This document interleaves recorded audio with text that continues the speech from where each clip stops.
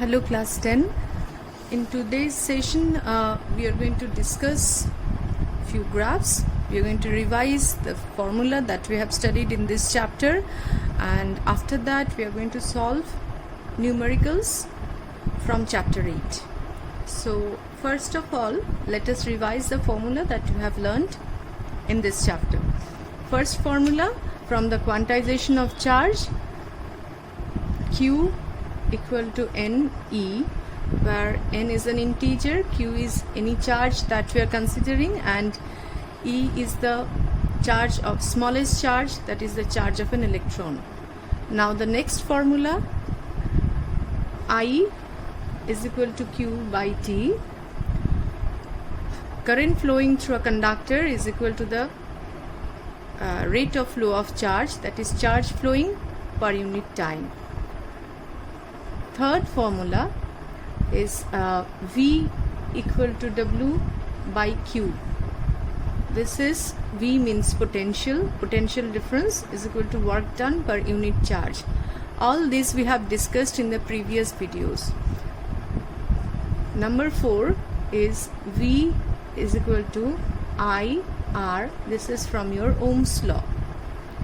Number 5, where V is the potential difference, I is the current flowing through the conductor, and R is the resistance of the conductor. Number 5 is resistance R is equal to rho L by A, where L is the length of the conductor, A is the cross-sectional area, and R is the resistance, where rho is called the resistivity of that material.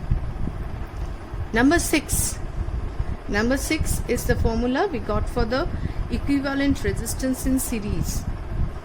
R equivalent in series, I am writing it as S, is equal to R1 plus R2 plus R3 and so on. If you are connecting 4 resistors, it will be R plus R4 and so on. So number 7, for parallel, the equivalent resistance will be 1 by R equivalent, I am writing it in bracket as P, is equal to 1 by R1. This P and S simply means this is for series and this is for parallel. 1 by R1 plus 1 by R2 plus 1 by R3 and so on. If you are connecting 4, 5, 6 resistors, it will go on. Now coming to the graphical part.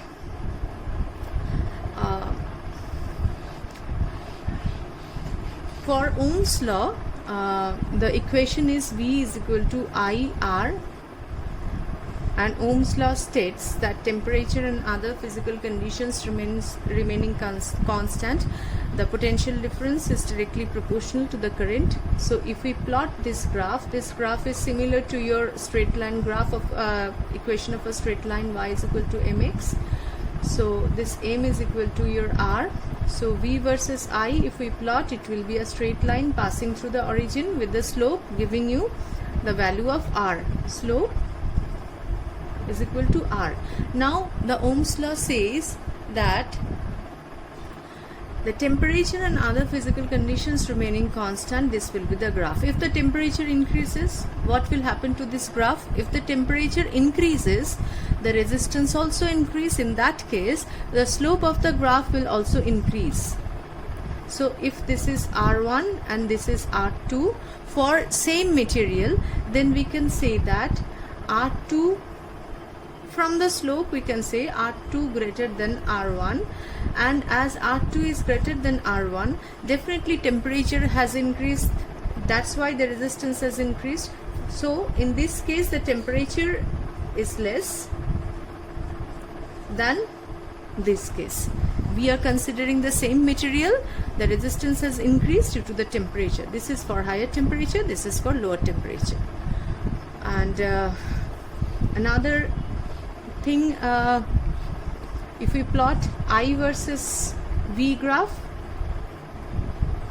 what do we get? It will be again a straight line, and the slope of this I versus V graph will give you 1 by R, which is the reciprocal of resistance. It is called conductance, and reciprocal of resistivity is conductivity. Okay, it has a symbol sigma. This is rho for resistivity, this one for conductivity. Reciprocal of resistance is called conductance, reciprocal of resistivity is conductivity. Okay, now these are the graphs for ohmic resistor, which follows resistors which follow Ohm's law. Now if there are certain elements which do not follow the Ohm's law, okay, the example for this are transistors, diodes, all these are not following Ohm's law. They are called non-ohmic resistors, and they follow a non-linear graph. Somewhat, one example of this non-linear graph is this. Now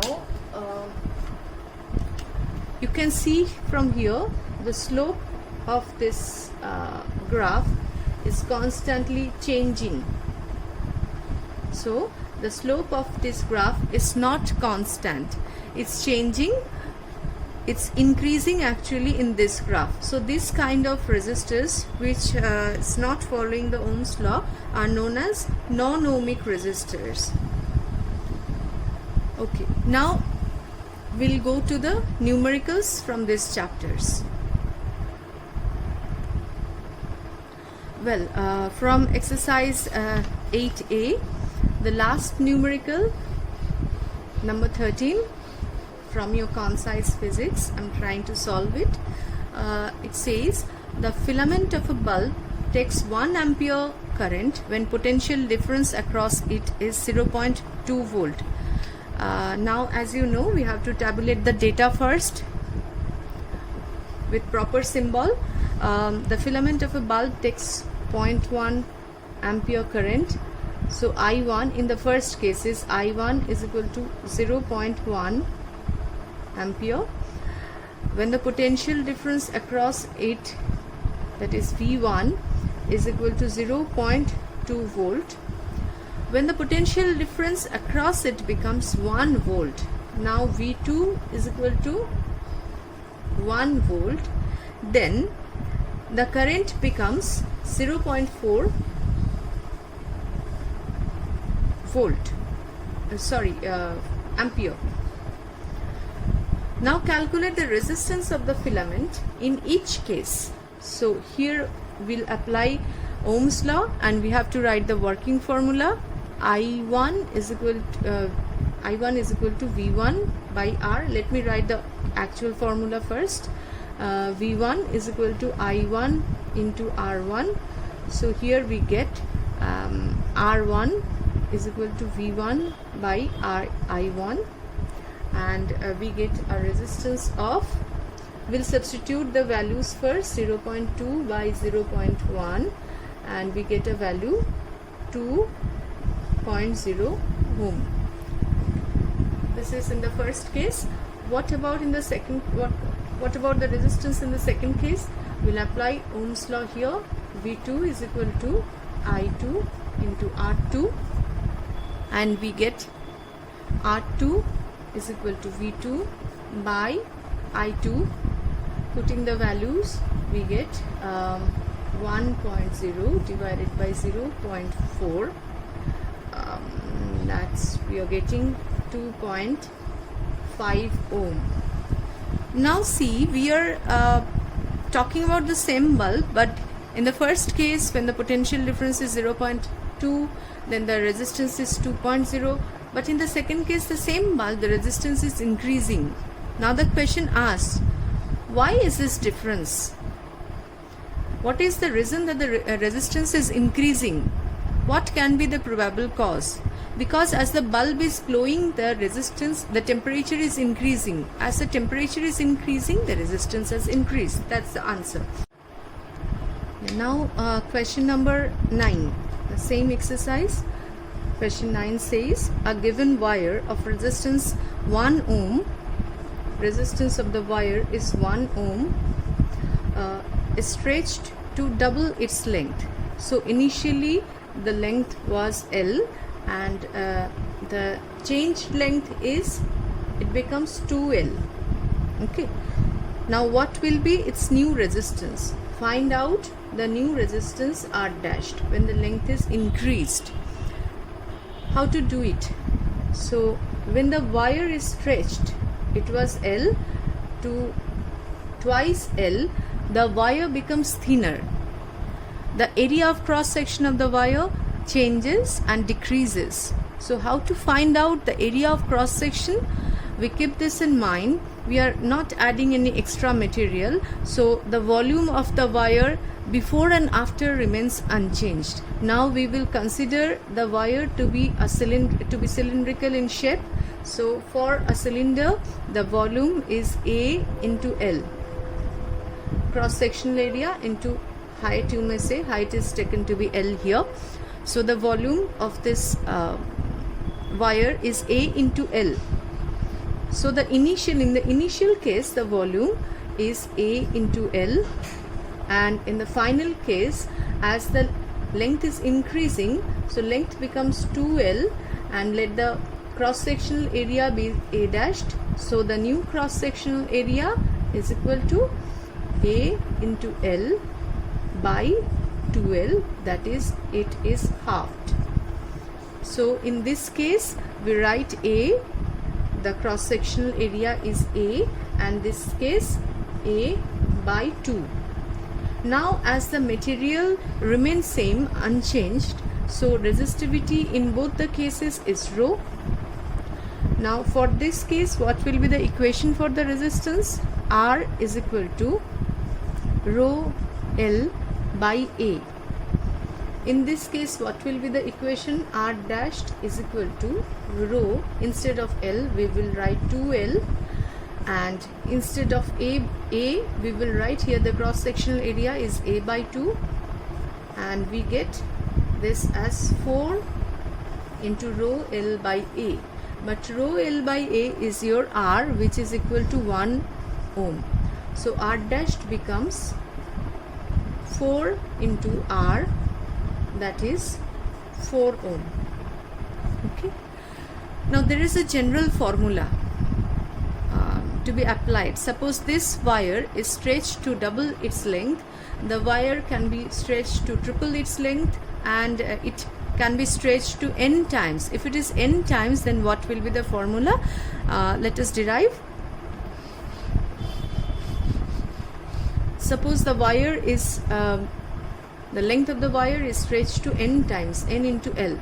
So what will be the cross sectional area? Applying the same procedure, A into L is equal to A dashed into n into L. L is the new length. Now A dashed is equal to L by n. Okay. Now if the original resistance is equal to rho L by A, the changed resistance will be R dashed is equal to rho NL by A. Sorry, this is A by N. This is A by N, and we get N square rho L by A. But this rho L by A is your original resistance, is equal to N square into R. So when a wire is stretched to n times its length, the new resistance becomes n square into R. This is the general formula. Okay, now let me move on to the numericals from 8B, which deals with the series and parallel combination. Let us start with few easy circuits, and then we will move on to the harder ones. So first one, to begin with, we have a resistor, combination of resistors like this, a 4 ohm and 8 ohm,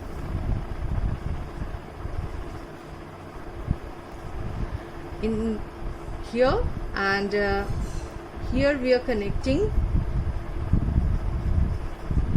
1 ohm and 5 ohm. Now find out the equivalent resistance between A and B. In the question, points will be mentioned, between which two points you have to find out the equivalent resistance. So read the question carefully. Now they have asked you to find out the equivalent resistance between these 2 points. So looking at the circuit, looking at this part only, it's not a circuit, complete circuit, it's just a combination of resistor. If we can imagine, current is entering to this circuit through A. At this point it is branched, and we know in parallel circuit current gets branched. So this part and this part are in parallel. Now through these 2 resistors the same current flows. So 4 and 8 are in series with each other. Same thing, 1 and 5 are in series with each other. So what will be the equivalent resistance for this branch? This branch equivalent resistance, we can draw an equivalent circuit A here, and for this 8 plus 4 series combination, the resistors, the value of the resistors are added. 8 plus 4 is 12, and this one, 5 plus 1 is 6 ohm. So now these 2 resistors are in parallel. Now we have to just find out the equivalent resistance of 12 and 6. What is the formula? 1 by R equivalent is equal to 1 by 12 plus 1 by 6. We get, so R equivalent is 12 by 3, that is 4 ohm. Okay.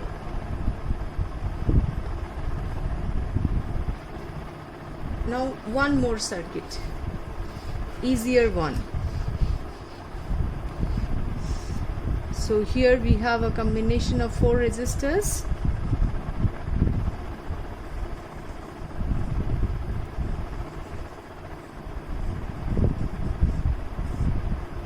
Each having value 1 ohm. Again they have asked to find out the resistance, equivalent resistance between A and B.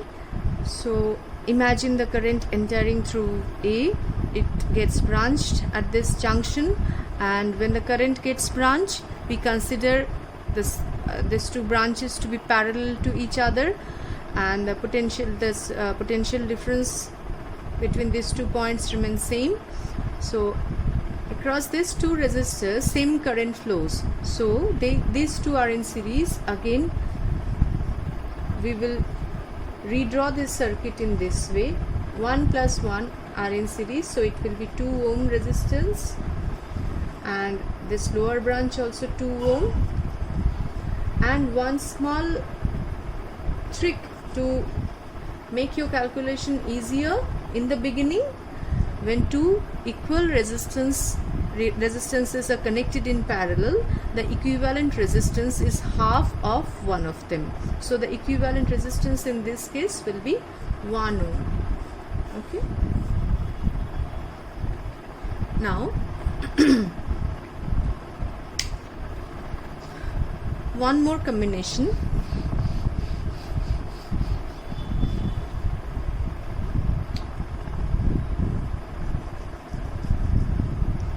There is a 2 ohm resistor connected with a combination of resistors.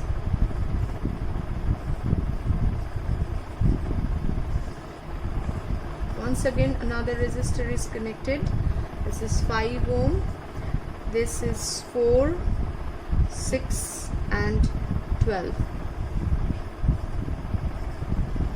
Now A and B, let us imagine current entering here. The whole current is flowing through 2 ohm.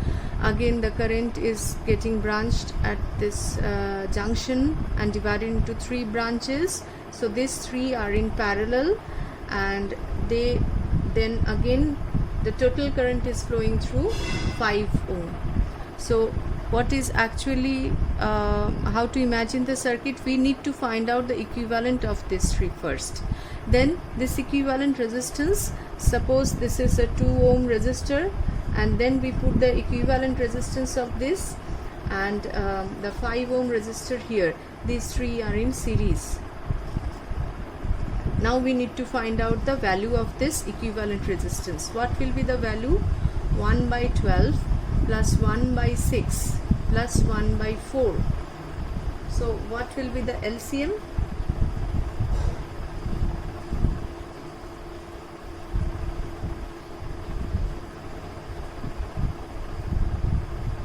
So it's 6 by 12, that is R equivalent. We get our R equivalent as 12 by 6. Don't forget, this is your 1 by R equivalent we are finding out. So don't forget to find the reciprocal of this 12 by 6, that is 2 ohm resistance. So the equivalent resistance of this combination is 2 ohm. So finally, what is the value of the total resistance? These three are in series. So the equivalent resistance of the whole circuit is 5 plus 2 plus 2, that is 9 ohm.